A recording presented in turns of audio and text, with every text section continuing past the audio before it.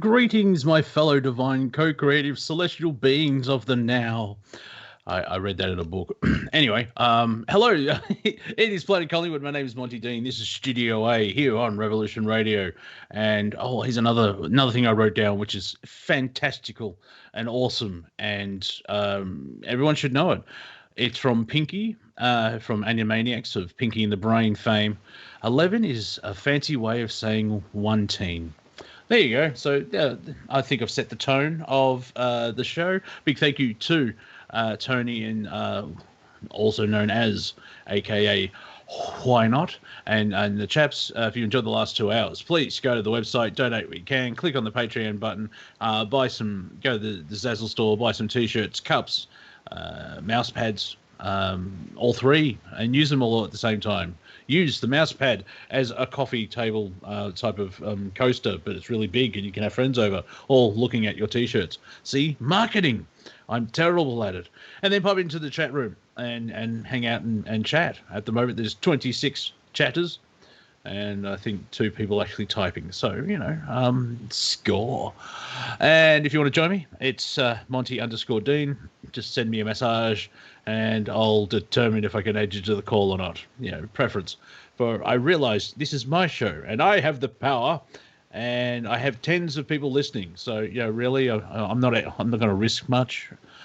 Someone who risks his life every time he comes on this show, because I think I'm slowly numbing his brain to death. Here's Bruce MacDonald. How are you, Bruce? Good, Monty. I don't feel any risk or any numbing yet. See, that's how slow it's going to take decades. Yes. Yeah, you're on the fluoride work plan there. Yep, without fluoride. It's a natural fluoride. Yeah. How about this plan in Collingwood? Let's lighten it up a little bit. Well, yeah, what do you find funny out there? That Taiwan situation? I've heard it all before. It's a bit Tibet. Tibet or not to Tibet. Taiwan anyway. The CCP's got a CCP, and my personal opinion, observation of the Chinese Communist Party is they suck. So yeah, that's my political hat in the ring. Yeah. Mind you, a bit of comedy did pop up. Apparently, the Biden administration may start fixing the border wall. Oh. And everyone's like, yeah, of course. This theater is terrible. This TV show sucks. Like, it doesn't know if it's a sitcom, a reality TV show, or a very Greek tragedy. Well, I think that the situation at the border is really bad. I think that human trafficking is in full force again. I think that child trafficking is in full force again. And it's sad to watch these things resurrect themselves, It's, part of this narrative is apolitical, right? Doesn't matter whether you're with the right or the left or whatever party's name it is. There's just kind of a step up for humanity I'd like to see happen, right? And Trump seemed to be working toward that. Maybe I was fooled. I don't know. I don't think so. And it's kind of creepy to see a lot of this shit coming back, right? And that's the only word I can think of. It's since perception. January 20th. It's creepy. It's creepy. Yeah. It's just like Uncle Joe, your finger doesn't belong there. That's creepy. Yeah, stay above the equator, my friend. Actually, just go into a next room or something. Yeah. It's that level. You silly person. Sorry, I'm producing myself, which always makes me giggle. In a way, we've gone back 16 years or 15 years. It's very similar. World, well, the United States at least, and the lead singer of System of a Down, Serge, has said, the world took a sigh of relief when Trump lost the election. And I'm thinking, no, the world didn't. Because with Trump in office, the Middle East had a rest for 4 years because the Don had this weird thing of going around and causing peace and deals and try and get along with everybody. Unlike, say, Joe, who's, in the first month he bombed Syria. Someone that hasn't bombed Syria, unless he did stand up there, I'm not sure. We've been joined by John Z. John, how are you? No, I don't actually remember that. So I don't think it happened. That's in the Akashic Records. That's behind the velvet rope. We're not sure about that stuff yet. Oh man. Oh, how's everybody doing? Yeah, good actually. Yeah. Very Melbourne day here, where it started out winter and it's closing out in summer. And that sounds like autumn. It's like, it's cold, it's warm, and we're going back to cold again. Like, all right. Schizophrenics love it here. It's like, oh, it's raining, and then it's sunny, and now there's snow, and yeah. What are we talking in terms of temperature variation in a 24-hour period, Celsius? Well, at the moment it is 21 Celsius, and the low was 13 Celsius. Yeah, so 21 is basically room temperature. If you have air conditioning in an office building, 21, 22 is generally what an office will be. That's like perfect weather. 13 is a bit chilly. Yeah. Well, actually, now it's a forecast, which is basically, I remember doing this little bit with Tony, Why Not, where the weather, the meteorologists, the weathermen are turning into shamans. I have no idea what's coming up tomorrow. Let's look at the bones. Look, one's wobbling, so there's going to be a breeze. That one's moist, so maybe rain. Thursday, the forecast for Thursday, it's 28 degrees with 13 degrees overnight. Friday, it's 16 degrees with 9 overnight, and then on Saturday it's 16 degrees with 8. So yeah, it's typical Melbourne schizophrenia weather. So yeah, that Canada does that too, man. It's brutal for like the weather shifts. That's how you get sick, is to go from real hot to real cold in a short period of time, like 2 or 3 weeks. So. Yeah, and you've got the whole pandemic crap still happening. Like, I think is pandemic the right word? Because that means like people are sick globally. That's that's a good question. Because pandemic is a step up from epidemic, isn't it? Yes, it is. All right. Pandemic is, I believe, the worst case scenario, at least to doctors and healthcare officials. And the worst thing to patients of those doctors is TikTok videos. Because, they're being overrun, and yet they could still make all those TikTok videos. It's like, I don't think they're being paid enough, or they're being paid too much. If they've got enough time to, people are dying, they've got broken limbs. It's like, hang on, we're rehearsing for a TikTok video. Right.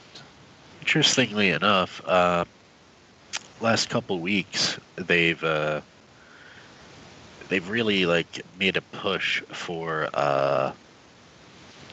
the COVID vaccine over here, and opened up a whole bunch of places for testing and getting the injection, and they're doing it in pharmacies now. Which I never thought that was a good idea at all. I mean, even for the flu shot, I thought that was a horrible idea, but now we're doing it for COVID and we're testing for it there. So there's lines out the door. It's just a really weird time right now. Yeah, the only time I went to a chemist was to buy jelly beans. But I'm getting older now, and so there's other products to buy. Bruce, go ahead. So look, I want to add, okay, because contrast is what is really going to give you a good picture of what's going on in the world now, okay? So as of April 5th, 2 days ago, Costa Rica has opened up its land borders. So the border with Nicaragua and Panama have opened. The airports have been open for, I think almost a year now. Costa Rica was one of the first countries to open back up. And we're still getting a lot of tourists. A lot of tourists are coming here. And what I'm trying to give you a picture of is that, and I follow the news down here. Like I have found the periodicals to follow down here, Argentina. I kind of skip over Brazil, Colombia, Panama. I get all my Nicaraguan news from my abaca cutters. Their families are back in Managua, and COVID's no big deal over here, man. It is and it isn't, but it's like nobody's thinking about it. It's like in the background, like, oh yeah, this might get you. If you go in the jungle, a jaguar might get you. Oh yeah, and COVID might get you. Nobody's. It's not slowing anything down. It's not slowing any business down. The cruise ships are coming in, and you guys need to hear this. There's an exaggeration mode to what's going on in Canada and the United States and Britain, which I would, and Australia. So there seems to be a certain targeting with the COVID hysteria. Whatever the operation is, there's more to do in these societies because the operations are going a lot longer, right? Yeah, and because if it was really a global lockdown, you'd see rioting all over the world now. And the reason you're not seeing rioting is it's not a global lockdown. It's a lockdown in America, Canada, Australia, Britain. Right. Yeah, I'm getting a lot of info from Britain now. Friends are calling me. All the comics who went over there, I'm hearing from them now. It's a really grim picture. Yes, well, they've got the. Even if it's used in comedy, there is a high-level intelligence, and for them, because stand-up comedy is to take two dots and join them like no one else has before in a funny way, and so if you actually, after 12 months of Boris Johnson, it's very blatant what's actually happening in there, where they're putting the boot in, and if you want a real contrast, look at Wuhan, where they're actually having outdoor festival dance rave things, and no masks, no nothing, and they're all rubbing up against each other. Yeah. Monty Dean, ladies and gentlemen. Thank you very much. Thank you. The most serious man in comedy. I'd like to point out as well, because the Panama and all their borders are opening up, are you telling me my cocaine habit can get back up and running? Well, it depends on your borders. Yeah, all right, yeah. I should clarify, because it is 2021 where you can't make a joke. You have to explain it and suck the life out of it. My cocaine habit is not to have any, mainly because I can't afford it. But that's I have a habit of not taking cocaine. So the thing about Latin America is everybody sort of begins at the same level as mechanic. So if everybody in a town feels the same way, So we just had Semana Santa. We just had Easter weekend. I saw pictures coming in from the national news. There's a beach town in my province called Puerto Viejo on the Caribbean coast. Say that again? Puerto Viejo. All right. And a-hole. I like that. Viejo, it means old. All right. And sorry, it's my white man listening. A-hole? Yeah. Who are you calling an a-hole? Anyways, wall-to-wall people on the beaches, man, no masks. It was just a shit show, right? And there were a few stories in the news about, how reckless people are with the pandemic and everything, but it's the Costa Rican media trying to do its job, right? But my point is, at this level, Latinos are uncontrollable. There will never, ever be an effective lockdown. They can't do it, man. They can't do it, right? There's just too much human resistance here. Well, it's funny because it's an interesting contrast because, like you just mentioned before, that, the quote-unquote operations over here, in the U.S., Canada, England, etc., Australia, they're longer and they're going on, they're continuing. If I was living in complete, absolute isolation and knew nothing else about the world, I would assume that the entire world is living the way we are here in New York. And it's so weird because on one hand, you have probably 25% of the people that just, like, I don't want to say see through it or don't care, but it's something along those lines where it just doesn't bother. It just doesn't bother them. And then on Yeah. the other hand, the rest of the population is just. I mean, dude, I still see people in cars by themselves with masks on. Like, it just makes no sense. That could be because they're lazy. May I? Of course. Tonto es con tonto hace. What, the Lone Ranger's going to Lone Range? Is that what? I'm gonna cue you, and the first one to say it out loud gets the prize, which is nothing. Yeah. Second prize is a set of steak knives. It's a line from Forrest Gump in Spanish.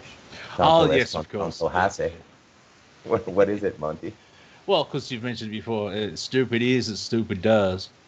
Yeah, stupid is what stupid does. And but I've actually worn a mask in the car because I got in the car and I had to. I drove 20 seconds or less to the gas station, petrol station, place for fuel for my vehicle, and I couldn't be asked taking the mask off. So there's like, say, 3% could be lazy.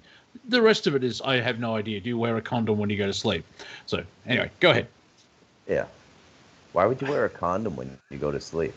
Just in case you impregnate somebody. I don't get that. Is that an Australian joke, John?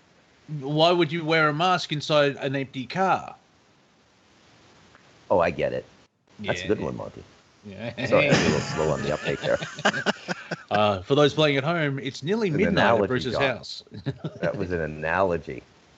I used the big wet toe. Monty Dean, ladies and gentlemen, the most serious man in comedy. I think I've got my tagline, the most serious. What does that mean? Well, if I bomb, I'm being serious. It's in the title. Yeah. I'm fine. Yeah. So, yeah, I mean, you couldn't shake and stir this world anymore in 2 months than Biden has allowed to happen, right? And this is being allowed to happen. There's clearly no leadership in the Western world anymore. There's no resolve. There's going to be a global reordering probably. I think ultimately China will capitulate. Taiwan will capitulate. Believe it or not, the sense I got when I was living there was most of the Taiwanese wanted to rejoin with the mainland.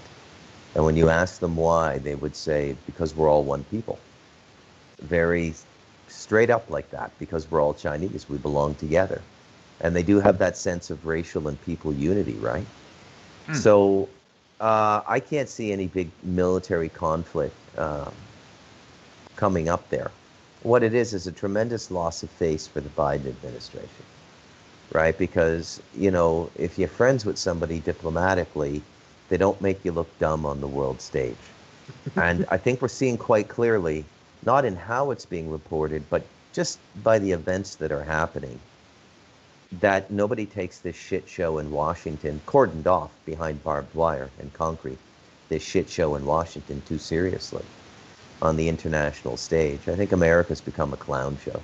It's a clown show now, right? They took Trump seriously.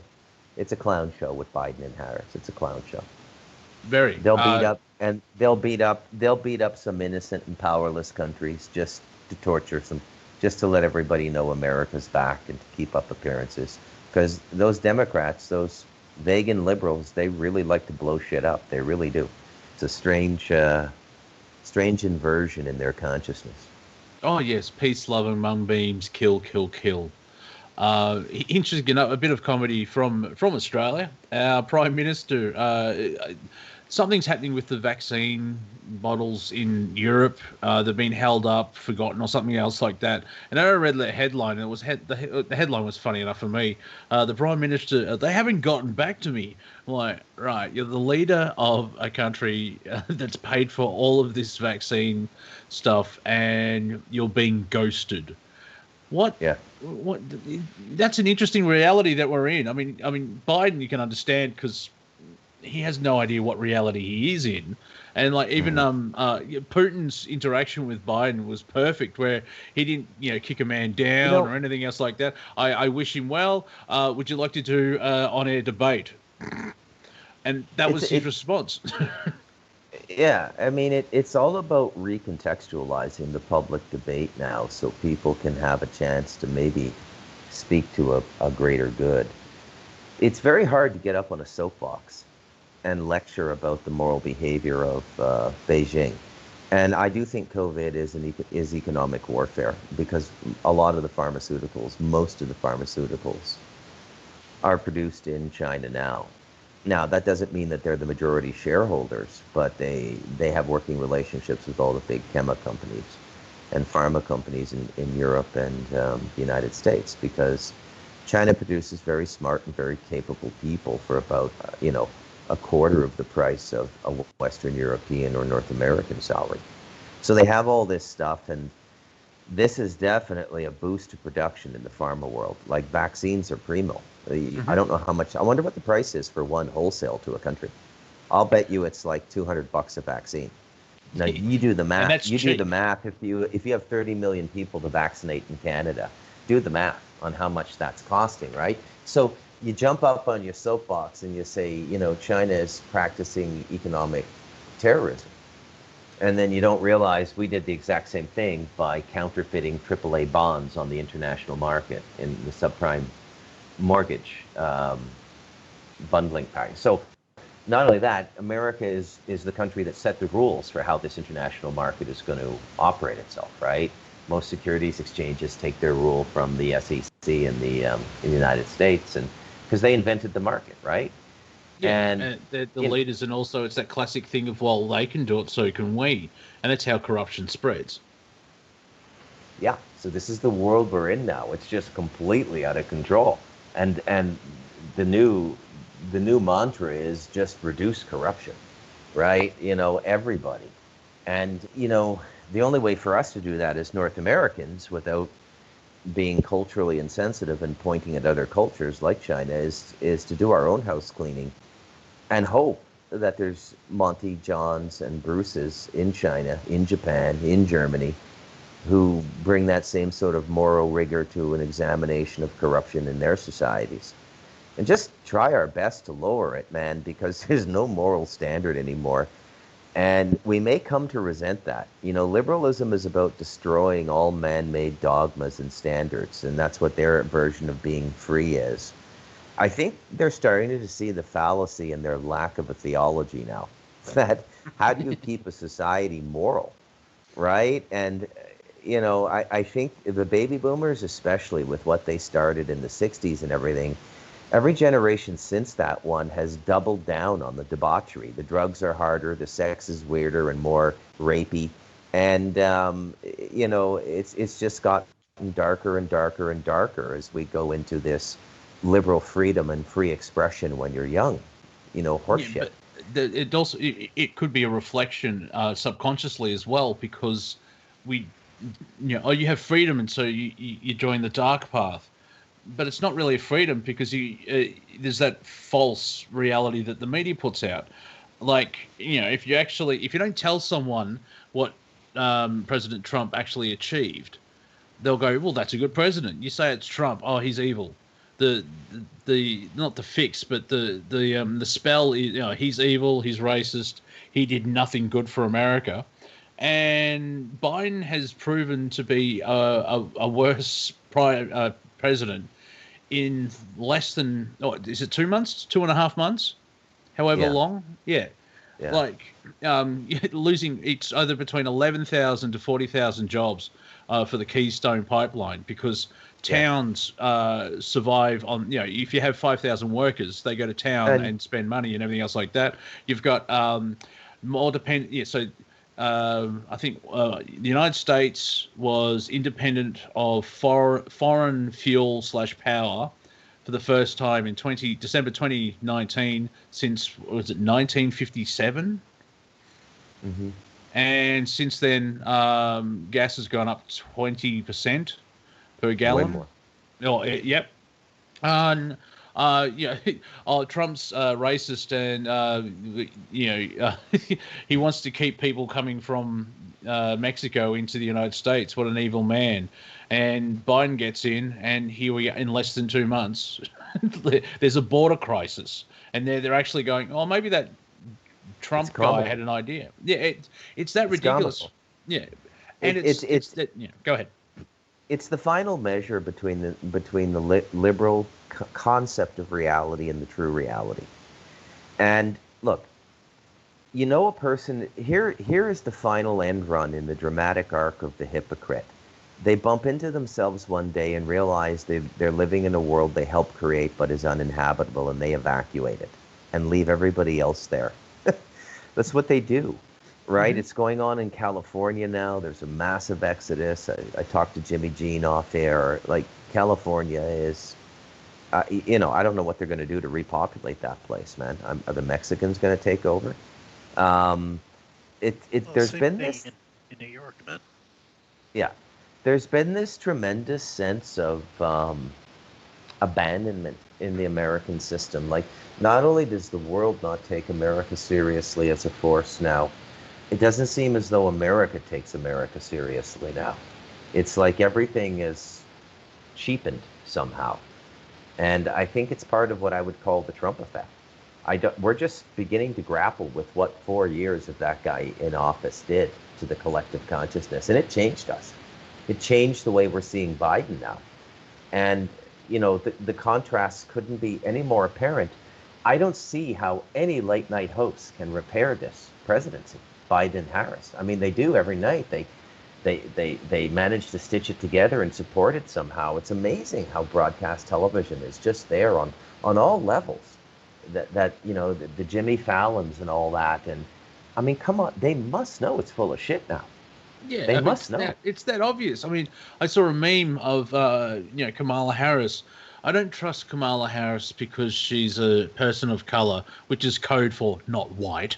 And she's a woman. I don't trust her because every time she can't answer a question, she hackles like the Joker. And it's stuff like, are you going down to the border to deal with a crisis? Not today. Like, are you insane? Well, clearly you're insane. It's like, and this is supposed to be, this is leadership. And have you seen? I'm not a big fan of Christianity, mainly because of the church. Christians one-on-one are awesome. They're like Gothics, where one-on-one they're really awesome, but in a crowd it's like, yeah. But have you seen those books where Biden is basically the Christ figure and he's here to save everybody? No.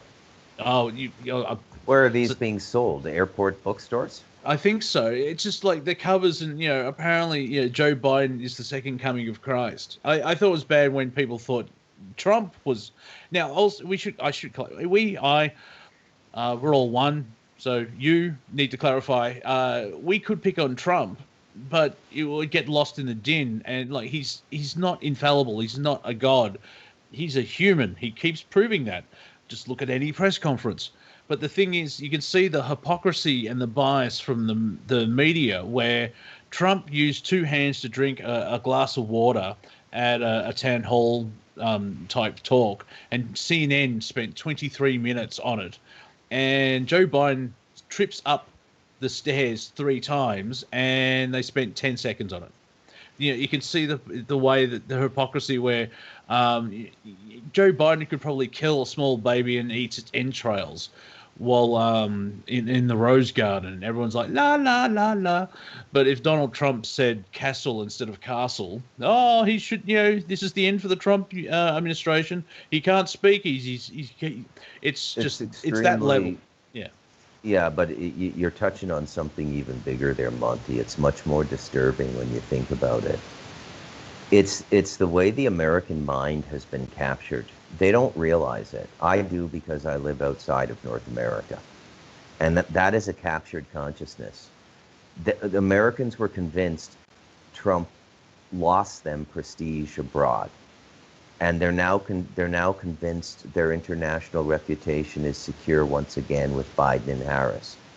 When the literal and diametric opposite is true. Yeah. Right? I mean, there are leaders in the world who will not acknowledge the Biden administration. They don't want to deal with them, right? You know, Putin is one, and I mean, even China is like some of the stuff they've said. It's almost Oh like yeah. backing what Trump said, like this imposter government, basically. Yeah, It's really you are weird. weak. And it was, yeah, it's Alaska where they were having diplomatic talks, and there's a bit of argy-bargy because like America's back and blah blah blah, and the Chinese guy through an interpreter, you do not come from a position of strength, because like they basically took a dump on him, which I find fascinating because people say, oh, you know, Biden's part of China. Well, no one gave the memo to the ambassador because he just took a flying dump on the American one. It was quite humorous where America's back, we're going to build back better, and it's like you're destroying the country. I'm an outsider. I mean, I've been on Revolution Radio for 5-6 years, but I know what I'm talking about. Yeah. This is another clear part of the agenda. Sorry, John, I heard you take a breath there. What kind of concerns me is what you said at the beginning. You know, with I don't know what somewhat normal travel and routine and, you know, business being open. You know, for lack of a better term, human trafficking and other things have resumed.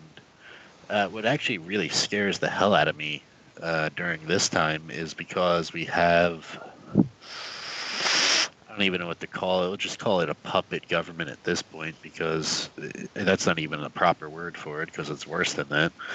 But let's just use that as a placeholder for now. What really concerns me is how out of control this crap is going to get in the next 4 years under this this mockery. Because, you know, especially with what I'm seeing over here in New York, I imagine it's like this in all major cities. I mean, dude, there's so many cops leaving. There's so many EMS firefighters. Like, anyone that has retirement, they're taking it. You know, and there's just people that are straight up leaving. So the longer this goes on, you know, you're going to see an exponentially worse or magnifying effect. Yeah, but it's not 100% across the board, though, because there is a resistance towards the federal puppet show. I like the puppet show. He does look, you know, Joe Biden does look like a Muppet. And we can talk about how Elmo found out about racism in a second, because it's like, really? But, you know, outside of the United States, it's like, oh, these Americans. Hey, we're from Florida. Oh, really? You're awesome. Come sit down. And we're from Texas. Oh, no way. So, you know, Texas and Florida, those Americans are awesome because they've gone basically stick it where the sun don't shine, my friends. But then if you're from California, it's like, okay, so are you on medication? You seeing your therapist regularly? Because you have a problem. You really do. And so there is, it's, yeah, I mean, this is where the talk of civil war or seceding, I mean, people forget as well that it's not, you know, the states are actually states. Like France is a state. The United States of America is the same as the United States of Europe. They just call it a European Union, but this is the American Union. Yeah. Even here in Australia, we were all colonies, and then we gave up to become one country as a federation. Go ahead. Sure. Yeah. So, I mean, you got to come up with a realistic plan to get through what's coming on that soil, because it's coming. And nothing can stop it, right? Trump's not coming back. There's no aliens. There's no angels. This is going to play out on the human field of play. And the only variables are us and them. Ooh. And so you're saying we have to trust humans? Oh, I'm not sure about that. Trust. You know, this. You bring up an interesting point, though, Monty. You know, the social fabric in North American society has been so corrupted now that to go and live in a more intimate village environment with people you meet on an online group or something, I mean, I don't know. People are just in a very bad state right now. And if I were still there and I had any kind of means, I would right now be looking for, and it depends how you're tied down too, right? Like family and kids and all of that stuff. But I'd be looking for an eco village or something. I'd be looking to go join one in Mexico or something where you just do a bit of work and you get to eat for free and there's a culture there and it's, something like that. Yeah, and I just had a thought there about the level of morality in the United States. Remember that annoying teenager of how she was on Dr. Phil, Catch Me Outside, how about that? But it came out very ghetto, which is like, Catch Me Outside. She invented new words basically for the language. Apparently, she turned 18 this year, and she waited a couple of weeks and then started her own an OnlyFans account and made $1 million in 6 hours. Who? What? Yeah. Oh, if you're from, No idea who you're talking about. well, I don't know her name because you won't know her by her name. But she was on Dr. Phil's like, I'll catch me outside. How about that? She basically tried to threaten an audience member, and she was 14.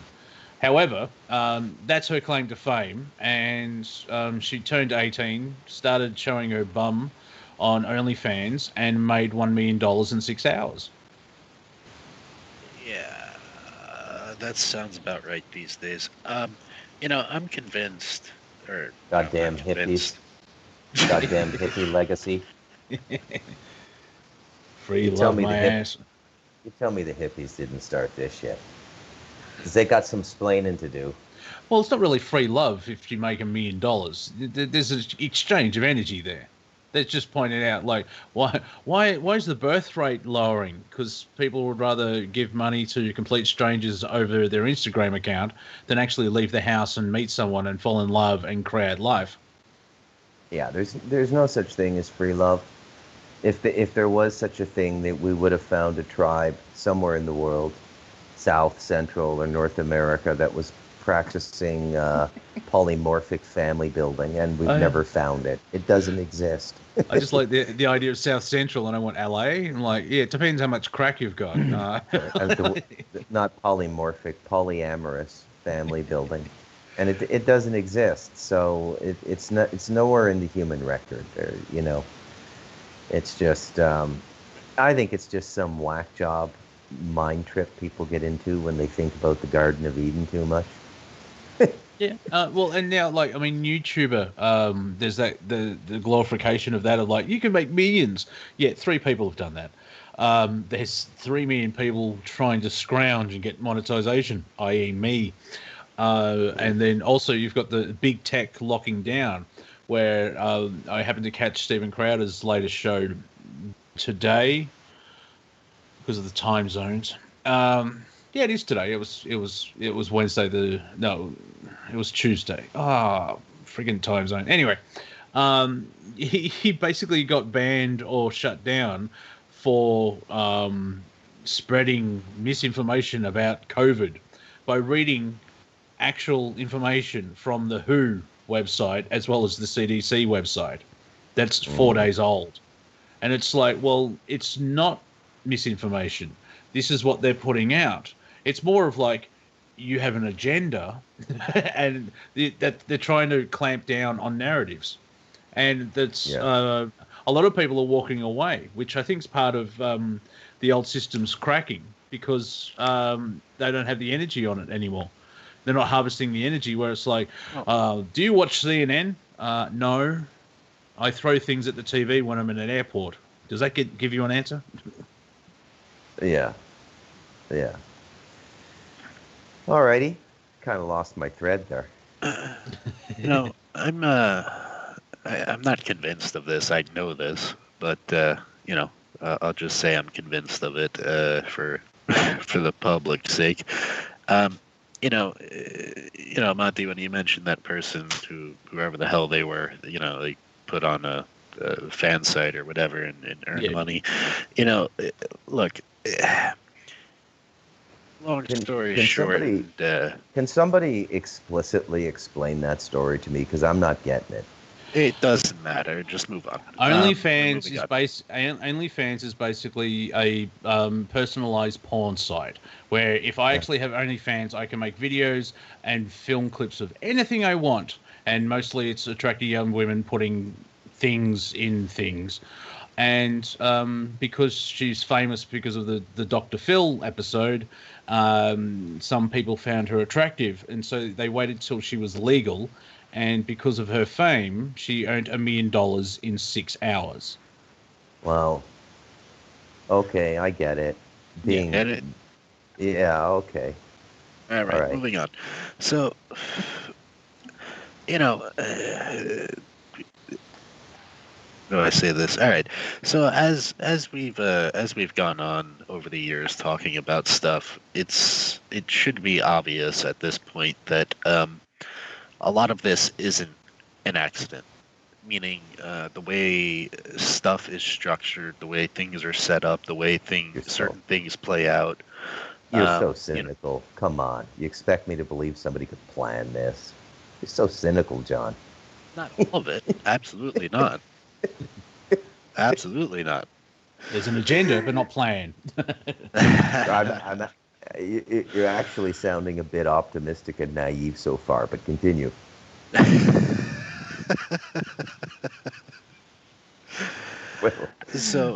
Anyway, we'll level you off. There's you have these key political players, and you have celebrities, and people in key places that do things, basically, right? And I think this includes not just celebrities, not just reporters, but pretty much anything that has a public-facing limelight. There's pretty much involvement. There's a hidden hand, if you will. Yeah. And I know like I said, I'm convinced of this 100%. That there are certain people that get picked out, and how they get picked out is probably a variety of reasons. I would imagine some of them are bought, not so much like slave labor, but more of we'll take care of you type stuff. Yeah. And then there's other people that are born into it, and there's other people that are designated for it. So, I can give an example if I may. Okay. I'll put forward. Basically, the example Are we off the naked 18-year-old girl? Just to be clear. Yeah. Yes. I was. Okay. I'm not sure off I would use that language yet. We've walked away we've removed that subject. I'm just making it worse, aren't I? A bit distracted. Yeah. Very politically correct. Yeah, catch me outside, aight? Whatever, dude. So the latest thing is not an accident, is what we're saying then. There's some cunning behind this. What are you guys suggesting? Some kind of Dr. Evil or something? Like, what are we talking about? No, that's just basically an outcome of society. Dumb it down for the listener. No, I've got a high regard for the listener. That's why I have tens of people listening. And the latest thing is you've got like Lady Gaga, Robert De Niro, who else? That level of lefty moronic twits. They've got a thing of like, if you pay someone money, you can actually. Thank you, Brew. I haven't even opened the message, and it's got onlyfans.com/Monty. Oh dear, I'll check that out later. Hopefully it's not me. But if you pay tens of thousands of dollars, you can get a sticker showing that your business is safe from the COVID. Have you heard about this? That's Wait, what? Yeah. What? From where? This company or something. I can't remember what it's called because I'm just like, oh, that sounds like a money making scheme, a cash grab. Oh my god.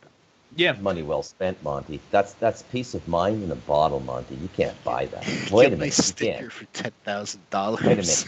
Wait a minute. Actually, they're selling it. Yeah, you can buy it. Yeah, because if you've got enough. Yeah, basically, and then the American people will know that your business is safe and you're taking the precautions, and we'll just run off with the money. And And it's and a great way of explaining what reality is on this planet in this moment of time in the last 12 months. Last year, vaccine passports are a conspiracy theory, and you must be insane if they actually come true. You're wrong. You're spreading misinformation.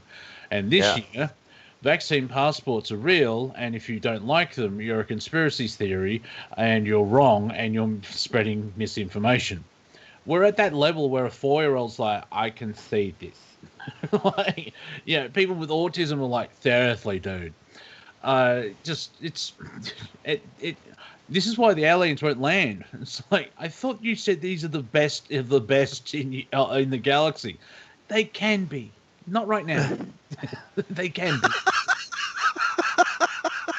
I don't get it. Can somebody dumb it down a bit for me? Oh my god. I don't get it. There you go. Can you dumb it down for me? Oh my god. Hey, my work here is done. Why don't you catch me outside? I'm your own personal Andy Richter, Monty. I'm supporting your comedy. Can you dumb it down a bit? Are you up? I'm up. There's something real creepy about that Andy Richter dude. Creepy is my new favorite word. I just find the world I'm observing through my computer creepy. The world around me is not creepy, but the world I'm seeing coming through the digital system there is some fun parts when the left eat themselves, where they're starting to cancel people because they said the wrong thing, and even if they apologize, they get rammed home further. And so, that's why I don't think the Civil War will really kick off, because the left will like poke the bear, and the bear being the Republicans look at it and go, "That's my stick. Give me my stick back. I'm going back to sleep now." Or boo, and then the left. But I don't. Yeah. Also, if you go by Antifa, interesting to get your response here, Senor Z. If there's a civil war between the Proud Boys and the Antifa, how many hours do you think the civil war will go for? Okay. All right. Oh, my first question is why is the Proud Boys back in the limelight? Like, what happened? Yeah. Excellent question. Who would fight Antifa? Like the Girl Scouts? That still they'll lose, yes. But my point is, Antifa are full of Girl Scouts would kick their ass. So would the Boy Scouts. Yeah, I know. Yeah, with the box of cookies. There's gluten in this one. Whack, whack. Hell, chemical warfare. I always found it really interesting. I mean, the Proud Boys. That thing's been going on for a while, and they've been. So wait. The gluten is the chemical warfare? That's actually pretty funny. I'm stealing that. I'm stealing that one. I thought it was I'm high. laughing on the inside, laughing hard. Yeah, I see. Yeah, I'm like that diviner in Harry Potter. Every 7 years I come up with a prediction of the truth. That's why Dumbledore has me. So that's why. Gluten would be chemical warfare for a vegan. You're absolutely right.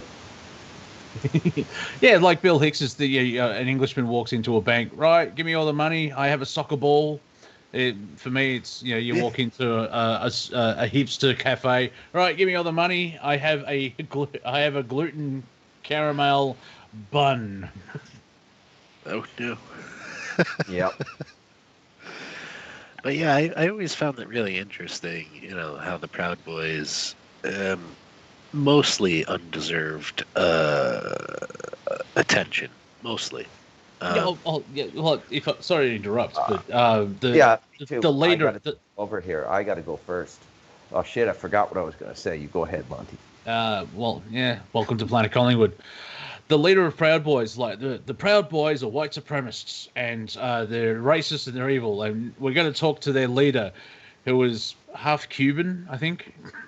It's like they interviewed the guy of Proud Boys, and it's like, you just ruined your own bullshittery that you put forward. Oh, they're evil and they're white supremacists and everything else like that. And this guy's not white. What's going on? It seems to be a big NLP. Cluster F is what it is, neuro-linguistic programming thing. We got to figure out a way to talk to people to create some kind of bridge language, because I think these people are so much on the same page, it isn't funny. They just they need a common they need a common enemy. They need to be pointed in there. Get him, boy. Get him. What's really scary, man. Especially the stories I'm starting to hear from the hospital and the workplace. Oh, sweet Jesus, don't say so. The racism card is getting played so hard now that immediately, as soon as there's an accusation of whatever you want to call it, racism or favoritism or bullying, like whatever term you want to use at this point, immediately lawyers get involved, and it becomes a whole process that has to be documented to the extreme. And I keep hearing about it, like, seriously, there's like at least a case or two every week, depending where you are.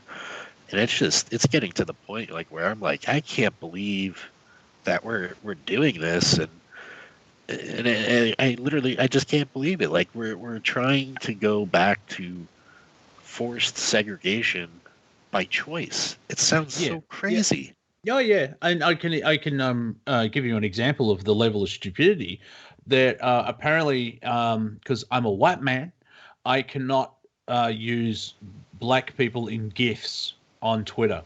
I'm not allowed to use black memes because that's the level of racism. Yeah, because you've got those classic memes of like there's that guy. I think he's wearing a yellow shirt and he's rubbing his hands together and he's pursing his lips, and it's like, me seeing a donut that's just been freshly glazed. And it's like, oh yeah, that's going to be nice. And it's being used for anything. And it's like, we're not using it because he's black. We're using it because of his body language and his merit and the way that it can be used in the meme. It's these idiots that base everything on skin color, which is racism. And they want to divide, there should be a black national anthem. Why? Just having the national anthem. Being Americans and that in Africa. Yeah. You're most welcome to go back to your country of origin.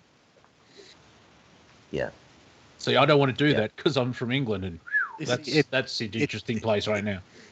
What scares me even more is how many people are ready to get in line and jump in the deep end with this stuff. I imagine most of them are probably under 30.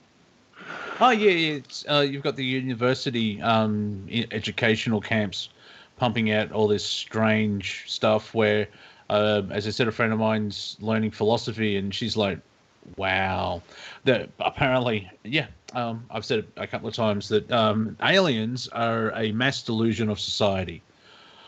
All right, then, good luck with that. This is now, even if I do an African American voice, that would be too much for certain people, and I would be called racist because I'm culturally appropriating. It's like I'm just doing Monty a voice. Dean, ladies and gentlemen, the most serious man in comedy. Don't make me come over there. So maybe I'm doing Gary Oldman from True Romance. Did you ask that? Yeah, that's what I'm talking about. Fool. Yeah, Drexel. Yeah, I mean, he's a good character. Drexel, look at you. Speaking of getting dressed down, Quentin Tarantino's getting dressed down a lot by the black community lately. In the last year or so, I've noticed. What? Well, you don't use their words, man. At the end of the day, he's white. Doesn't matter how sympathetic he is, he don't have the right. And he's getting called out on it a lot, right? Did you see the Hateful Eight? Yes, I did. Yeah. Enjoyed it. I haven't seen it yet.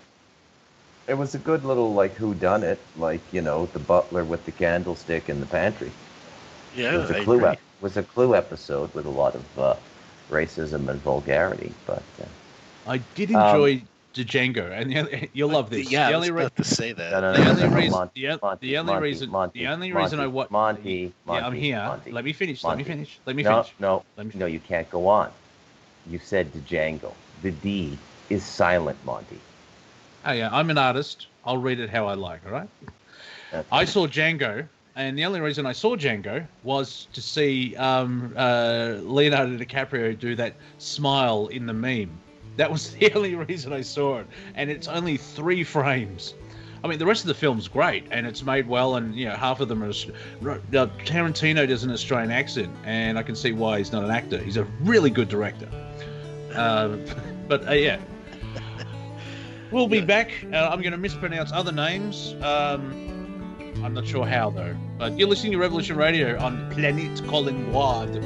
My name's Monty Dean. You're awesome. Just stick around for these messages, and then we shall return with a new guest that I will release from my basement.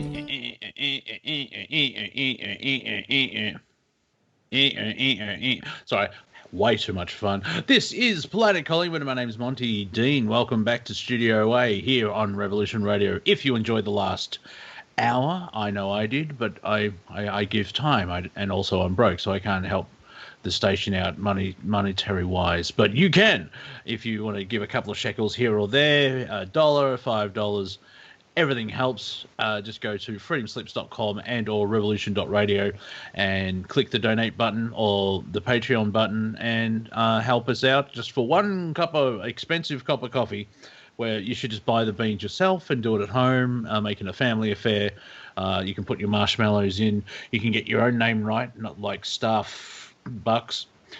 And then pop into the merchandise tab and buy T-shirts and caps and onesies and all that wonderful stuff, and then pop into the chat room and wonder why no one's talking. Well, except Up's there and Dandy and Lauren, and I can see Stardust Man, and I can see John, and I've just turned it into a romper room. And we've at this point in time, John Z's just in the green room looking for some walnuts. Bruce MacDonald's still at the mic. And we do have a new guest here at Planet Collingwood from an undisclosed location, being a underground car park in Randwick. We've been joined by Cortek. Yay. Now, Cortek's going to explain why time travel and daylight saving sucks. Oh, wow, I'm interested to hear this. Yes. Now, he also should unmute. Or if he's near his computer, let's be fair, he could be eating, he could be saving the world. Is he black? Oh my God! I'm so there. Being a ground car park and Randwick. I had a case of irritable mute syndrome. Yeah, you may want to turn me off in the background. There we go. Yeah. Now, Cortek's going to explain why time travel and daylight saving sucks. After me. Jesus, this is embarrassing. I'm sorry. Am I even coming through? Sorry. It's so late. Yeah, we can hear you, and I can hear me, and my God, that's an attractive man speaking. And Cortek's there as well. Is it still echoing? No, it's gone. Okay, good. Daylight saving sucks. That's it. Apart from that, I took the shell off my snail. You took part 4. All right, yeah. Did you kill it? Yeah, I tried on it. Terrible. Let's keep moving. Terrible. All right, yeah. Yes, it is. Did you like the name of the show that I put up on YouTube for last week's? I thought that was hilarious. Yeah, good. Well, because I'm running out of ideas to name these things, and I just thought, the ballad of Cortek Snail Continues has a nice ring to it. It did. I was impressed. What's going on there now? What did I miss in the last hour? Can you dumb it down for me a bit? I got caught out for daylight savings, as you can tell, this week with the clocks. You'll have to listen to the... Hello? What? Hello, come in. Hey, Bruce. Is Planet Collingwood referencing another episode of Planet Collingwood? Yes, it is. It's like one of those montage look-back series where they don't actually do a new series. They just do the little bits of the other Welcome series. to the clip show. Yeah. Yeah, so the postmodernism hit Australia. Finally. Eventually. Eventually. Oh, and now it's gone past us. We're post. One is. So what's going on in the world? I expect I missed all the... Right, okay, I'll try it out. Since we have a third person, third time lucky. Are you familiar with that young woman that was on Dr. Phil who said, catch me outside, how about that? Yes. Right, I have a winner. She turned 18 and went onto her OnlyFans, the website, started her own account, and made $1 million in 6 hours. Did she reference Dr. Phil at all? Did No, Dr. Phil but- get a cut? well, I don't know. Is he her pimp? No. Unless her showing her butthole is a reference to Dr. Phil, I don't think there's a connection. Good. Any publicity is good publicity. It shows. Then I guess. Yeah, but it's also like that's borderline pedophilia. It's like, no, we'll wait till the calendar changes and then we'll perv on it. Yeah. It's a lot of money though. 6 hours. Yeah, for just pointing your butt at a camera. I did that and got arrested. Did you see it? Hey, John. No, I did not see it. I refuse to see it. Just checking. You know, there's other websites on the internet that shows far worse. I thought someone might have been talking about it. You heard it through a story, and they may have had some kind of. No, we don't want to see a photo with that, do we? Wonderful. Can we move on from this? Yeah, I've made my point. Yeah, you don't want to look too deeply in the laundry basket. That's a truism. That's a truism you can put in your back pockets for all of life, boys. Yeah, don't turn on that blank light. Actually, I was watching. It was a tiny Animaniacs, and they had. It's a crime scene. All right, let's turn on the blank light or the backlight. And thank God they went with the punchline. It was a rave. Because jeez, bit messy that room. Yeah, well, they couldn't do where we're all thinking about it because it's technically a kids show, so you can't. Guardians of the Galaxy had the best line when he says it would look like a Jackson Pollock painting. Yeah, I'm not getting on that ship. That revolts me. I'm surrounded by his DNA. Oh, moving on. Yeah, well, while you figure out what to do, I have to go feed my cat, maybe to a puma. But I'll feed my cat, and you pick a subject, and I'll come in. Okay, so go. Let me take over here for a sec because I know all about cats. I got a litter here now, and they just came down out of the roof. They were born about 2 weeks ago, and they were pretty sociable. Because usually a cat that's not touched for its first 2 weeks, it's a bit feral, right? Even when they're small. And then the other 2 cats, I have 3 female adult cats, right? So that one of them just gave birth 2 weeks ago, maybe 3, I don't know, 2-3 weeks ago. And the other 2 are just about to explode now as well. It's just like a cat factory up here. And, I can't give these things away fast enough, man. They always end up going. Like there's always somebody looking for a cat. But a cat is a good commodity up here. Like you want a cat around your house. But when you got 40 of them. Yeah, it's hard to get rid of. It's kind of nice though to see the kittens like every 3 or 4 months, right? It's kind of nice. They're super cute. Oh yeah, they're adorable when they're babies. Absolutely. And this is when we got young in here. The whole pack of animals, including my pit bull, get very defensive. The cats get defensive. The dog gets defensive. Like nothing really comes around. It's kind of funny to see. Whereas when there's no kids around, we can have a few visitors from time to time that don't get their head bit off. Mm. There's my folksy country tale. And I like folksy country tales. Yeah, we don't allow cats in the house. I mean, they come in, they can walk on the ceramic floor, but they're not allowed on the sofas. It's like an animal's a different thing over here. I'm considered very, very sentimental with my dog here. There's jokes told about it, right? Letting it inside. Yeah, just because, I spend a bit of time with him. I rub his belly. I talk to him, and it's just like, what's going on? Man. Bruce don't know that's a dog. And Gringo thinks his dog is people. What's wrong with that? Yeah, something like that, right? But I loves my boy. He's like my best friend, man. He's with me 7/24. He doesn't leave the house without me.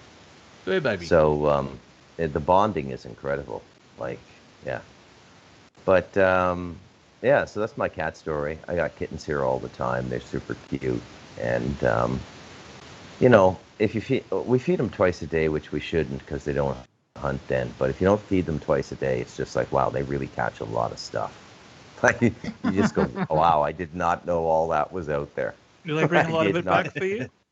Yeah, they do. They bring everything back. Yeah. Everything. It's just a showcase of kills here. And they line it up. They have a presentation. There's a small backlight for effect. There's a podium, and they go through a list of this is a mosquito. This is a praying mantis. Where are you going? Don't you? I haven't finished yet. Item number 4. Stupid who man. Yeah, like it's Ernest Hemingway's hunting lodge here. That's how they do it. And I can imagine a little baby kitten as a butler, and there's comfy chairs, and they're having whiskey. Yeah, I love imagining animals with clothes on. And they all have their kill range, right? And the stuff that gets too big for the cats, that's where the dog steps in. That kind of stuff just doesn't come around. Mammals that get that big sort of follow the law of smell. So if you smell a dog, don't go there. But occasionally we get a possum here and stuff, and then the dog just, it's nasty. And so moving back onto the world stage, which is not a lot different now than what goes on up here when you think about it. Yeah, I'm just thinking of the wildlife that I see. There's the elusive post person. I'm at the White House, just like Ernest Hemingway's hunting lodge now. The mythical beast of a bus that goes past every half hour, and the mystery of the White House, which is always dark. There's no lights. There doesn't seem to be anyone in it. Yep. And apparently, I've seen reports that half of Washington is empty. And it's like, at what point, is journalism that bad? Someone, even as a joke, I mean, I could see if someone tells Stephen Crowder, and if he wasn't extremely busy just defending everything else, you just get someone with a handy cam to do, a live shot of and here's the state capitol. It's empty. Does anyone notice the difference? I swear to God, man. I mean, the rest of the world must be watching this the way we watched 1989 with Mikhail Gorbachev and the whole glasnost perestroika standoff with the KGB and the military. Was this guy going to pull it off? I swear to God, this is how the world is looking at America now. It's like something. No, I don't think so. I think they're basically, the world's watching and waiting for us to fall on our face, which personally I think we've already done. Just think the curtain hasn't lifted yet. Yeah. But you do have weeds in Florida. Yeah. Go ahead. I kind of meant the same thing, John C. That's it's caving in, right? That's what was going on in the Soviet system. Everybody's just waiting for the controlled demolition. Everybody knows. The secret societies and the alphabet agencies are good at that. I mean, look at 9/11. And if you can hear a man breathing in the background, it's because it's a man breathing in the background. Called the Viking. Can you hear me breathing? Yes, we can, sir. I'll put on mute then. No. It's going to be hard to talk if you put it on mute. I just want to join. I think we're falling on our sword, not our face. It's a big difference. We're, committing self implosion here, which is really interesting to see. We're going through a cathartic state of slow entropy in our whole system. I'm going to share my feral cat story. I've got 7. Had as much as 15. You 7 cats or 7 stories? I was going to ask that too. Well, 7 lives. How's that? No, I've got. All right. I've got 7 cats with 7 lives. That makes 49 expressions of bifurcated reality here. My catdom. No, they're. I've had as many as 15. I just let them be. I catch as many as I can, and I try to neuter them. But then I always miss a few. So like Bruce, I get a nice little litter every once in a while. But it's just like it started out my daughter wanting a cat, the old story, and then I moved and brought a few cats here, and they've been kind of on their own. I feed them, and just once in a while a possum or a fox will take them out. They have a natural cycle of life here, but I don't have any rats or mice. That's the upside. And it's always good for a farm because my family's got farms and.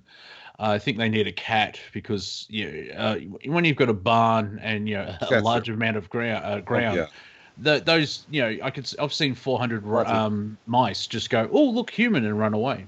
Oh my God! There was what was it? 20 years ago, you guys had remember in Australia, you had that. I remember seeing on TV that where footage was thousands. mental. Yeah. Where the woman's in the kitchen and there's hundreds just running around her kitchen.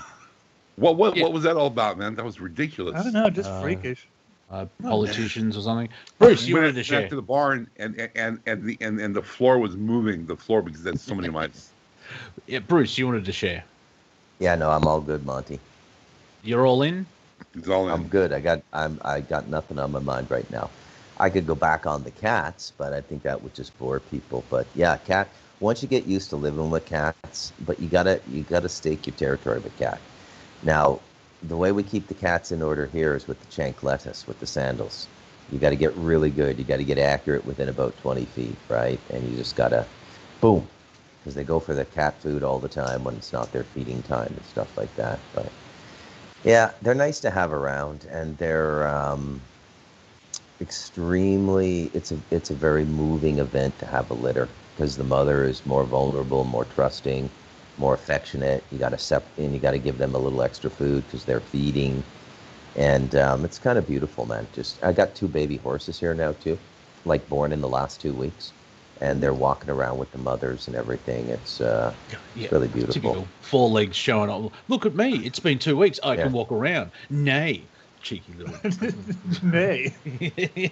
Yeah. That's got to be a bit more of an experience, the horse birth, with all the gangly legs coming out, doesn't it? Yeah, it's quite something. So I think it's like the second largest gestation in nature. I think the longest is like one of the whales. But horses are like 11, 12 months to give birth, like longer than a human. Yeah, it's ages. Yeah, and they're highly intelligent. Yeah, they don't do litters either. It's one at a time, just like us. It's a highly evolved animal.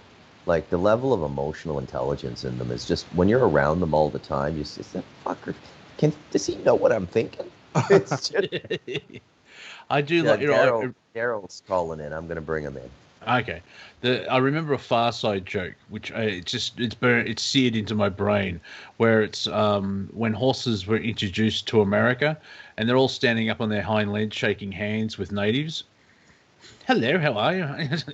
Introduced it. Yeah. Anyway, I found it funny, and it's my show.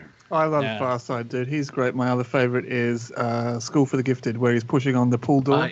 Yeah, the classic, yes. Now, we've been joined someone who is gifted. I'll be nice. Daryl, are you there, sir? Yes. You all were, talking about cats. And, yes. Bruce, I would like to know what you would do if you couldn't give away not even one cat. No one, you could not find no one to take it, right? And let's say you end up with 30, 40 cats. What would you do? Is this leading up to what would it take you to get a giant sack close to a river kind of conversation? No. No, revolution. He'll take over San Juan. So train them, army. He is humanely. Do you have that many cats? You see, this is actually an excellent question, Daryl. It's an excellent question. And let me explain it this way. When you live in a natural environment, imbalances like that don't happen. Nature just sort of corrects everything. You don't have to get your hands dirty. It just is what it is. Hey, you know what I mean? That's completely right. That's what happened with the hundreds and hundreds of that plague of mice. I mean, all of a sudden they were there because something sprang up for them to eat or something, and they could do it quickly. But then, just the same, there was not enough food to sustain them, so they kind of disappeared just as quick. Yeah. Go ahead, Viking. No, Daryl, do you have that situation? Yeah, I did have another half to that. I was born and raised in North Dakota, right? On a small farm in the middle of nowhere. There is no one to give a cat away to. I mean, absolutely no one. Jesus, that's sad. Our nearest neighbor in one direction would be 2 miles. Our closest neighbor was a half mile away. But this is what we did, raising up on this farm, is every so often. Now remember, this is a farm in prairie land. Tons and tons and tons of mice, right? So the cats are very necessary. But after a while, the cats get beyond, so every so often we'd have to cull them, And if it went too far before you culled them, then they would start breaking stuff and doing damage and stuff. What? And something I'll never forget is that as a little kid, probably 5, 6 years old, and I don't know what happened, but Dad apparently got really, really ticked off and grabbed the .22 and went around and shooting every cat he could find. And I remember me and my sister taking our favorite cat and then hiding in the closet with it.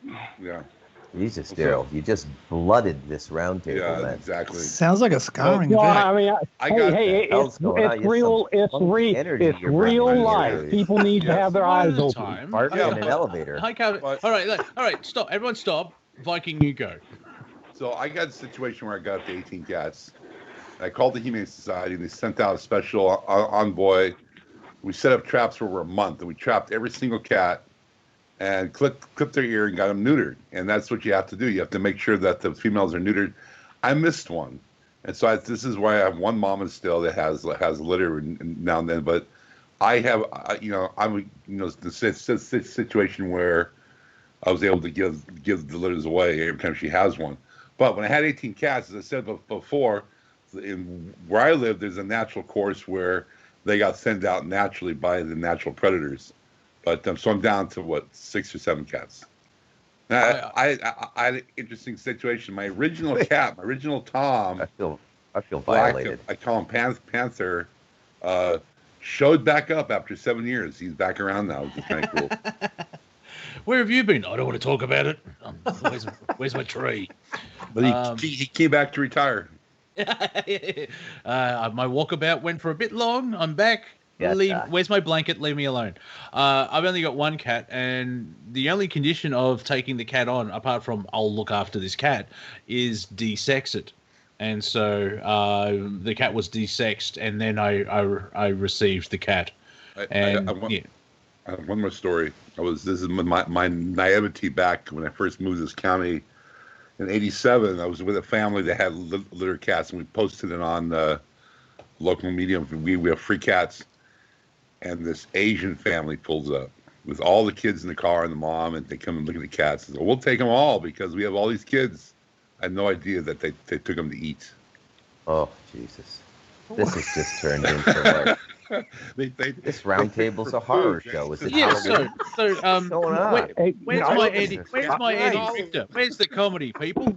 Where's the laughter? I got a reel similar to that one when I was going to college. One of the Voeg guys, if you wanted a cat, he would take every cat you gave him. And then I found out later on he was using to train his dog. Oh my God. Oh. Yeah, we started the show with humanity can get better, and now we're ending the show with this is why humanity needs to get better. This got ugly quick. This went up a notch. It's just like we got sacked, man. Like the sacking of Normandy. Yeah, before I bring on the next act, I like to point out a small puppy was killed in the car park, and now here's Homer Simpson with his comedy stylings. That's the best. How do you follow this? I fully understand what a blitzkrieg is now. You hit some hard and fast, and then hope you have enough fuel. Yeah. Because I learned that from Terry Savalas in Battle of the Bulge. The way they stopped it is they blew up their fuel dump, and they ran out of fuel, which is a chink in their plan, a flaw. In their machinations, chink in the armor. Yeah, because you move it so fast, you blitz the enemy, but you have to make sure you get fuel to continue on. Because if you stop halfway through, you have to go home and point out to someone in charge. Supply lines can be a bitch like that. Well, yeah, it's actually obviously I'm learning from a movie, but it's a good movie. They're wondering why all the soldiers had this is how they figured it out. A lot of the infantry had hoses around their necks, and it's so they could actually transfer petrol or gasoline from the barrels into the vehicles. Makes sense. Wow. Yeah, I mean, it may have happened otherwise, but it's film. It's a medium. You need story. You need to build tension. Like the guns in Navarone would be really boring. It's like, and the British officers land, and then they waited for 3 days, and we're going to show you every second of that. Yeah, it's funny. The movies, they never show you the boring stuff, just the really exciting stuff, which is like less than 10% of it. Nobody's found that interesting. Yeah, the classic hurry up and wait. And I think that you may use that in military circles to actually motivate you to kill people because you're that frustrated, and just all right, we're moving out. Thank the Lord, I can release some energy now. Yeah, you're not wrong. Sorry, I'm probably having a past life flashback to World War One, because I would hate to be in World War One now, because how far have we moved in 4 years? About half a mile. Well, if you're actually, I doubt anybody's interested in this, but one of the Jocko podcasts, one of the more recent ones, I think it was this week or last week, he did a book on a soldier's life in Korea, and long story short, the guy got into a lot of bayonet fights with the Chinese, and sounded like a very exciting time to get Be alive. overrun by an Shop of army. horrors there. Little shop of horrors round table. Yeah, well, I mean, You guys want to know how to butcher a pig? Sure. Might come in handy. Actually, Why you know not? what? A lot of people don't actually know how to do that, so what you that's do is probably more valuable than you think. You get a shopping cart, and then you walk down the aisle, and when you're in the poultry section, you pick up a piece of pork that's been wrapped.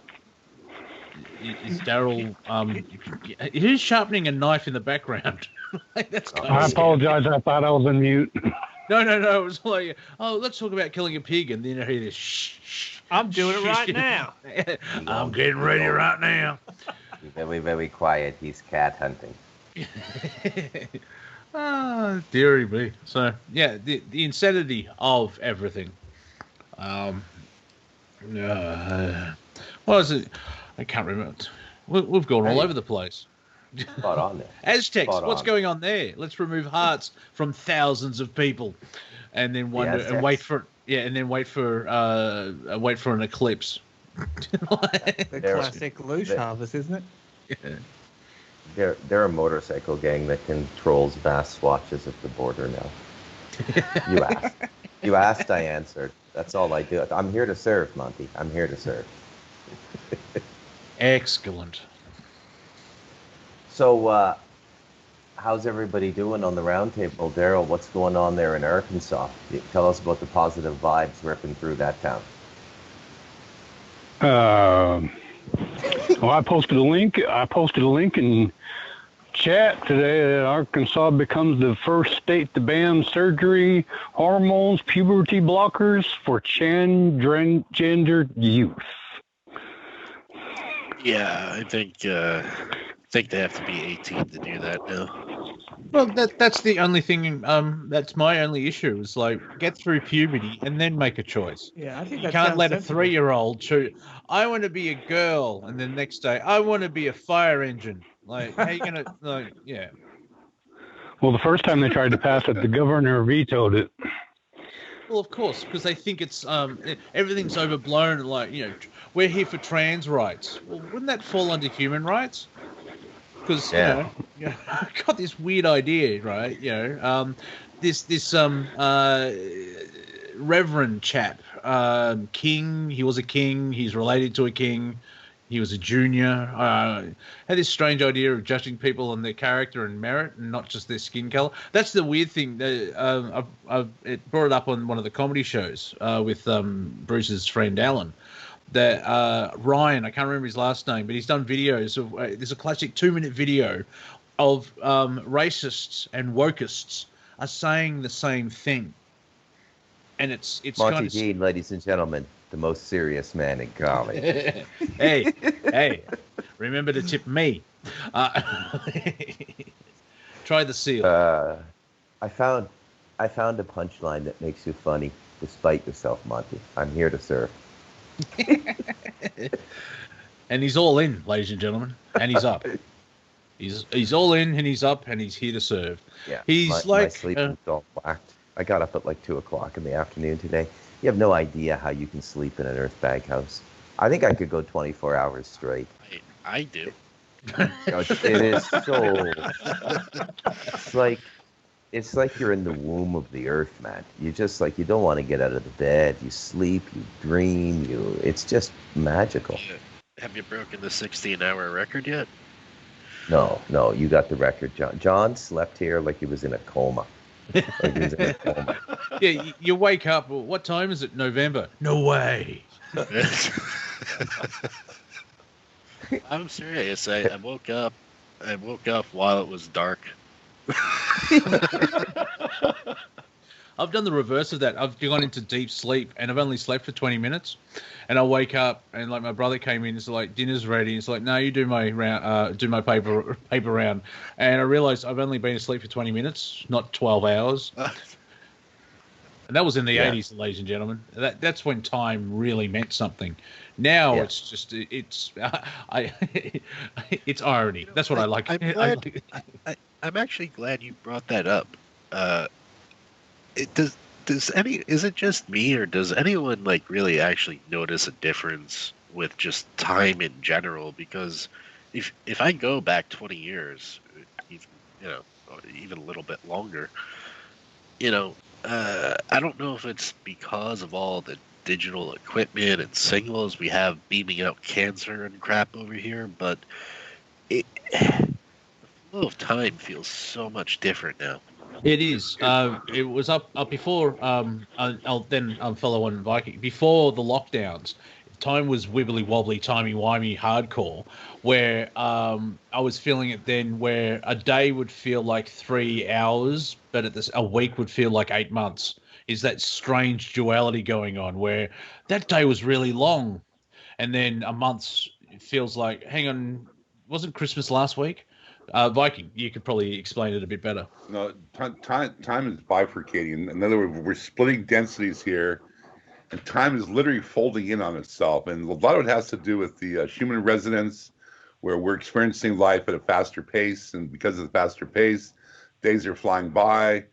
My marker is my show on Fridays, and I just can't believe like already I've like my show's in 2 days. I just had it yesterday. You know what I mean? It's like it does. It literally time is flying by, especially when you find yourself removed from everyday politics and everyday the shenanigery of what they're telling us, because what they're telling us is keep us stapled into the old timelines. Timelines are shifting, and before you know it, you're going to be in this brand new expression where there is no time, and that's basically where we're evolving to. Yeah, you get to the point where it's like, say, as an example, Bruce and I decide to talk to each other on a Thursday at a certain time, and writing it in the diary like this better be good. Like if you're making me remember in the timeline that I actually have to do something, it's it's just easy to. I've done it where you wake up, I've got 4 things to do today, and the universe allows you to do one, and then something else happens.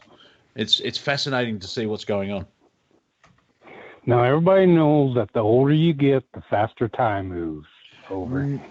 Yes, that used to be the way, but if you're having 15-year-olds saying the same thing, it's changing for everybody. And I'm only 47, and it's like time has changed from my 20s. Well, I mean, I was a massive stoner back then as well, so time has definitely moved forward. But you can feel it in the last 3-4 years, where it's like, oh, it's speeding up because you're getting older. It's like, no, it's speeding up and slowing down at the same time. It's really weird and fascinating at the same. I'm getting a story idea actually as I go through this roundtable. I would center it on Daryl. and he's a young up-and-comer, a trainee at the FBI. Silence of the Cats. Meow, meow, meow. That's got to be one of the most, and that's going to haunt me for days. I can't believe you said that out loud, Daryl. What a creepy thing. What a creepy Hey, thing. life is real. People just need to learn to quit hiding from it. Or Yeah, but you don't need to know about everything. There's a big Bad leap. things. Bad There's a things big happen in leap from that to concentration cat camps. genocide. Cat euthanasia, cat genocide. So, I mean, we could meet you somewhere in the middle, but the cat genocide. Oh, it was really terrible. They had to We- wear yellow we- scarves. we- we do the same thing every year with deer hunting. What do you think deer hunting is? It's culling of the herd. Or Well, yeah, that's because you killed all the natives who used to capture them normally and eat them. Like we've got the same problem here with kangaroos. Because the First Nations aren't allowed to, there's not enough of them to just, because the ecosystem's used to okay, this month we'll have this many kangaroos, and then the natives will kill them and sustain life and all move forward. 200 years later, no one's killing these things, so they're overrun, and so we have to. Luckily, they do sell kangaroo. Australia is the only country on the planet that I'm aware of that eats both its animals on its emblem. They are just a pair. They end up mucking up fences because they've got really long clown feet that they keep not just slightly not clearing the fence. I would never eat a beaver. No. Mind you, and also the interesting thing about the Australian Emblem coat of arms or whatever it is, both animals can't go backwards. They can only go forwards. Like a Mexican boxer. Yeah. So, yeah, obviously the kangaroo will slam through the emu. Yeah. Yeah. Emus really can't go backwards? That's what I was told. I don't know. If I'm wrong, I'll learn something. If I'm right, you've learned something. Everyone wins. I don't like being in arm's length of an emu with their with their eye pecky beaks. Yeah, they're like an angry ostrich. Oh. So, Daryl, are you masking up everywhere you go in Arkansas? Calling everyone cruelties. There is no mask mandate in Arkansas. In fact, my next door neighbor, he's manager at a restaurant. If the restaurants are open to its complete full capacity of what it was before the soul started. Oh, nice. That's nice. See, there's the hope you want to hear. Arkansas, it's like Florida and Texas. You see that actually makes sense because over here we're still at 20% or whatever it is. Yeah, but your governor likes to put infected people into the old people's home and watch them all die and then win an Emmy for it. That person, listen, I'm not trying to give everyone ideas here, but he needs to fall down the stairs. Something else? I heard someone was giving ideas. Kumo. Your governor and my governor both. We could put him in a boxing match and bet on it. There's something else. No, we do this like Game of Thrones. We put them in the arena with a bear. Yeah. Yeah. I was gonna say there's something else Arkansas did here just not very long ago at all. Is they banned transgenders from participating in women's sports. Yes, thank God. Schools. Yeah. Yeah, that shouldn't have got off the ground. That whole movement. It's just ridiculous. If they want that, they can have their own. They could have the three male, female, and transgender, and they all compete separately. Yeah, it was kind of scary, and it's tragic, but in a comedic way, where feminism for over a century have been asking for equality, and then all these transgender women come in and beat everyone because they're better physically, and that's not a judgment. It's an observation. Science backs it up. Judge people by their skeleton because that's what a coroner does when you burn to death. No, I'm not sure, but I'm pretty sure I got this right. Ladies and gentlemen, Monty Dean, serious panning comedy. Yeah. I'm not sure if I got this right, but I'm pretty sure I got it right. But isn't the women champion of the UFC and has cracked 2 different skulls, and she is a transgender?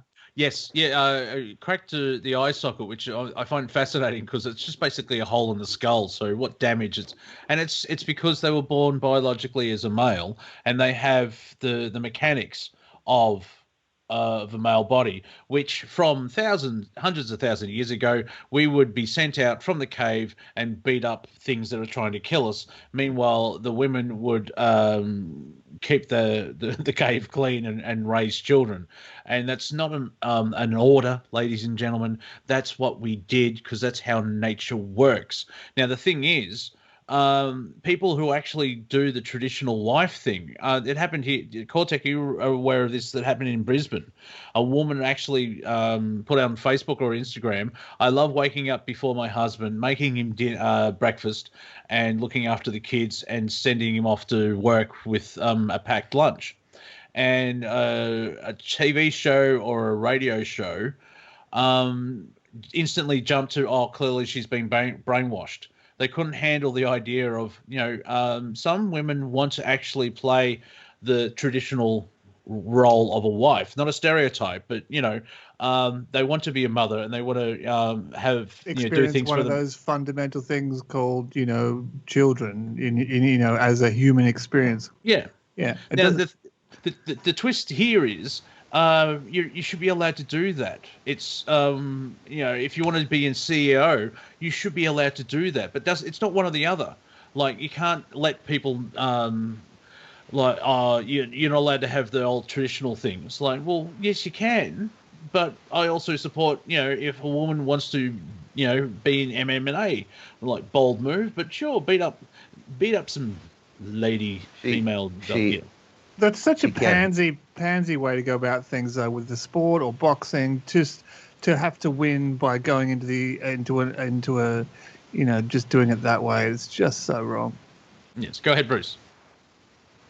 I don't know. I lost my time. Oh, you said she twice, so she can't hurt you anymore, Monty. How do you know? You don't know what I do in the astral. Okay. Thanks for tagging me up there for one of my stock lines. Yeah. Careful, I'll meet you in the astral, and I'll take you wormhole hunting, and then we'll see Then you'll see who's laughing. My friend Melissa's told me that. Like, it's okay hanging out with you in the astral, but you always take me down a wormhole, and I have to wake up because I nearly physically throw up. I'm like, yeah, that sounds like me. Dude, you got to come to Pluto.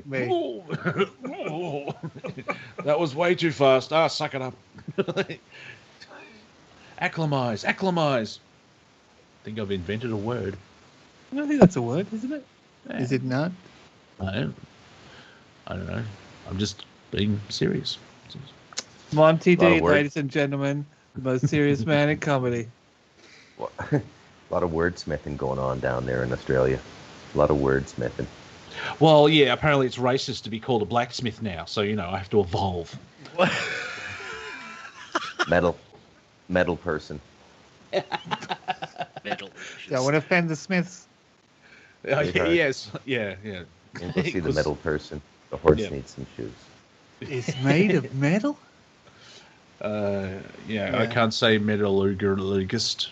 See? Well, you'd have to be really careful saying, because if you accidentally say mental, it'd be a whole new different story. Oh, well, we're here in Australia, most of us are mental. Mentalogists. Winter mentallurgy. Yeah, I form with the mental. Who else mental? Fundamental. Yeah. This sounds like the worst writing session ever. Yeah. We've got some real momentum on this round table. It's like a snowball. I'll just tune into Planet Collingwood and see what they're talking about. They've gone, oh my God, the horrific killing of animals to bad wordplay. It's been downhill ever since Daryl came in with his CAD demons. It's just been downhill. I feel like we all got smurfed. Do we need to, burn that sage, wave it around a little bit or whatever it is? I don't know. I got some tobacco going here, but that's about, But, that'll do me. Does anyone have digital sage? Because we're all in different places on the planet. Yeah. I know how you fix I'd be looking at some kind of food production business right now, local. Like a chicken warehouse, something like that. Right? Something that people are going to need. That's why I do rags. I'm in the rag business. Yeah. Rags is a euphemism for just donated clothing. Yeah. Yeah, pick wisely because, I don't think many people want to buy that Hillary Clinton T-shirt. No. Pantsuit. See, They also pantsuit, use They also use rags in making shingles. Roof shingles. What? I did not know that. I don't know. How does that work?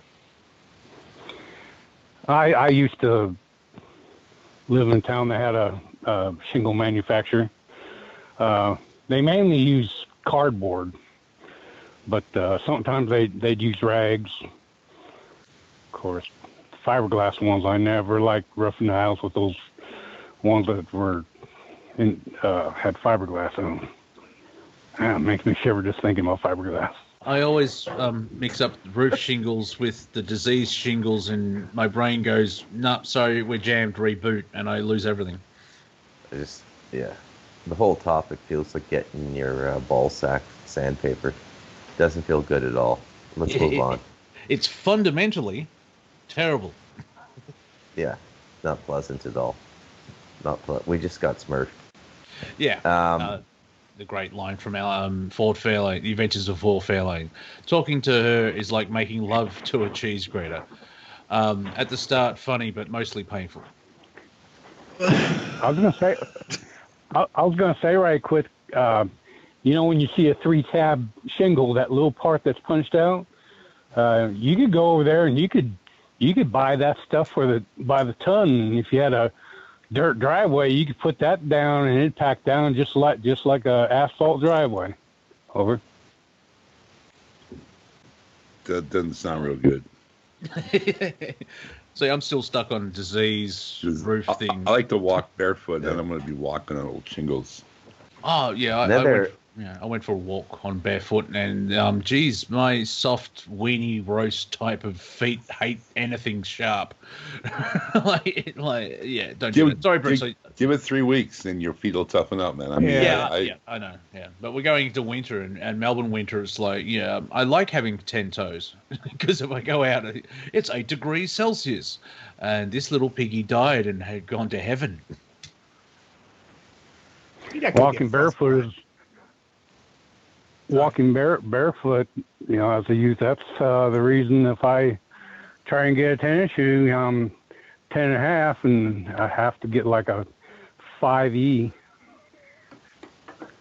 Yeah, I buying shoes. I'm a 16. I was a 14. Jesus. That's a big shoe. So what happens when giant feet? That's a custom job. So if there's flooding in your area, do people use your shoes as rafts? Exactly. You should be living. And I just have one pair of shoes. I have one pair of shoes. I got a pair of fisherman's sandals. I wear them 24/7 all year round. That's it. And if it gets cold, I put socks on. Adapt. He's human. When I was in 6th grade, that particular year, I went to a different school. We were staying with my aunt and uncle. And anyway, the kids started calling me Frog because for my age, I had really big feet, and we had this little bitty hill, and everybody was sliding down the hill, and I just stand up on these shoes and just slide all the way down to the bottom of the hill. So, for those playing at home, Daryl's actually pointing out what we call a childhood, where kids used to go out and do things. Not like now, where it's like, I can't use the iPad because it's run out of power. Please help me. You're 12. That's such a good impression. Yeah, my nephew's 11, and he's highly intelligent but mopey. So, like, are you from Generation X? You would fit in perfectly. He needs more, not X. He needs more outdoor sports. He needs to take his shoes off and toughen his feet up. Yeah, but he doesn't want to leave the. Like me, I don't want to leave the house. I do though, mainly because I realize I need sunlight. Outside's great. It's when you get when you get sunlight when you take the garbage out that's you know you're downhill. So yeah, I'll give you everything you need just to go for a jaunt around the neighborhood if you're leaving your zone of comfort. You got to wear at least knee-high rubber boots and take a walking stick, like a good long walk Gandalf stick.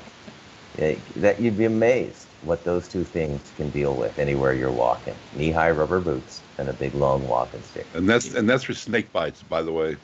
Yeah, it just sounds like, North Cumberland, 850. Just put on the armor and go down to the Person Smith, because you may be attacked by bandits. If you did exactly what I told you, you could probably walk, even if you're white, you could walk right through Harlem and you'd have no problems. Knee-high rubber boots, and again, that walking stick. You need the wizard hat, though. Is that it? Really?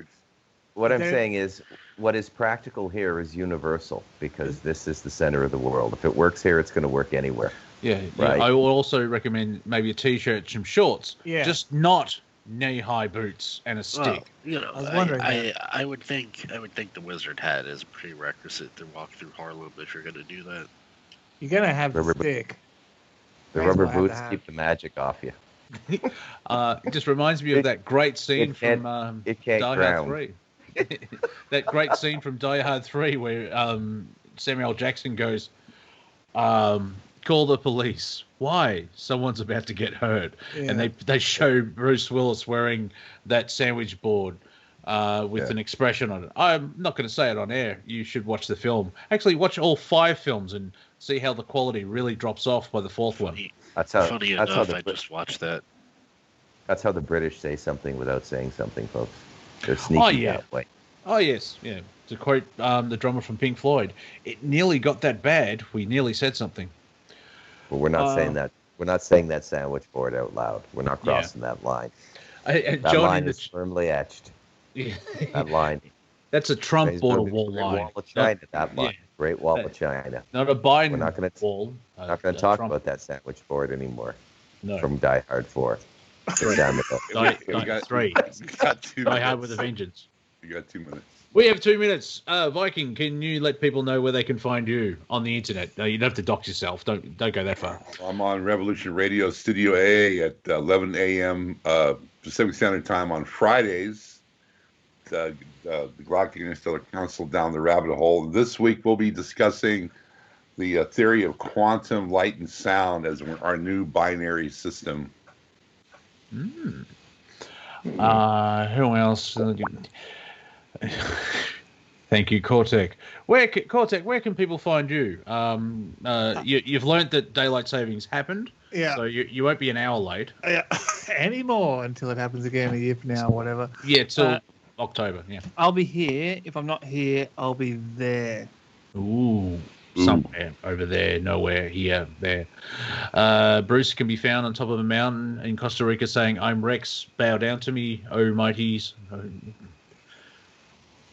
Slaughtering a pig. Yeah. That's only around the holidays, Viking. Let's not exaggerate. Yeah. You'd be amazed how long that meat lasts. Well, didn't you just have a major holiday? Easter was huge down there, right? We're still eating the Christmas pig, man. Okay. They're like 100. They're 120 kilograms, right? You know the Goodyear blimp. Yeah, it's about the same size. Yeah. We keep it in a salt box. There's meat. There's That sounds good already. I should stop talking. I don't want migrants flooding my mountain. We don't need to go to the border. There's this guy in Costa Rica. He's got all the pork we need. I've heard he's got hundreds of kilos. We can live inside the dead pig. Go ahead, Daryl. And you can find Daryl retired and gone fishing. Nice. There you go. Hey, and Mr. Z, can you be still found in the tri-state area? Yeah, unfortunately. Well, I didn't mean it as an insult. Are you still living where you are? Yes, I am. Thanks for bringing that up. And I think it's slightly unfortunate. Well, living the dream. Mind you, what are you dreaming? So, and if you wait out, like, all the morons will leave, and then you can claim New York for yourself and change the name back to its original name, which was New Amsterdam. Yes. And all the empty skyscrapers that go along with it. Yeah, call it New Amsterdam and make Manhattan the red light district. That's actually a really good idea. I know. That's a one way. I think I've got an idea for the title of this show. You're listening to Revolution Radio Studio A. That was Planet Collingwood. We will return in 6 days and 22 hours. I hope you had some laughter and some fun and some gore, because, we're multi-dimensional subject-wise. We shall return soon. Everyone, have some fun. And I love you from afar.